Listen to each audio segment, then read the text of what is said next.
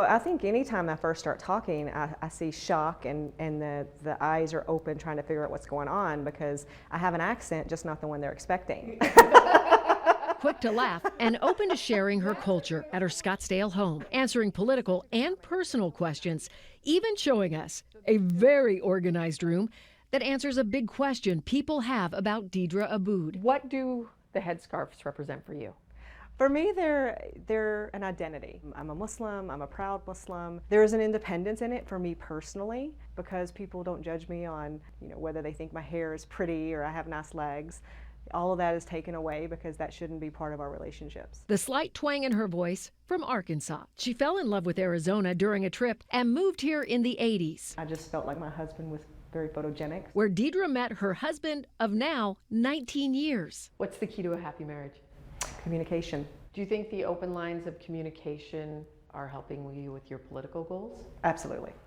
Yeah. I mean, not being scared of questions, not being scared to talk about uncomfortable subjects. In 9 months, she attended more than 500 events campaigning, reaching out to people everywhere, even raves and comedy clubs.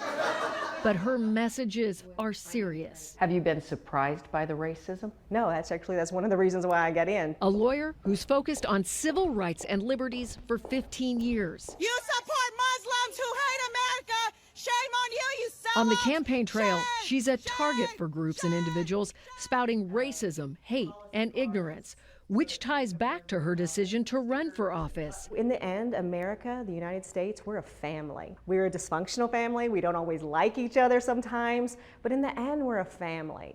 And a family always tries to work out their dysfunction.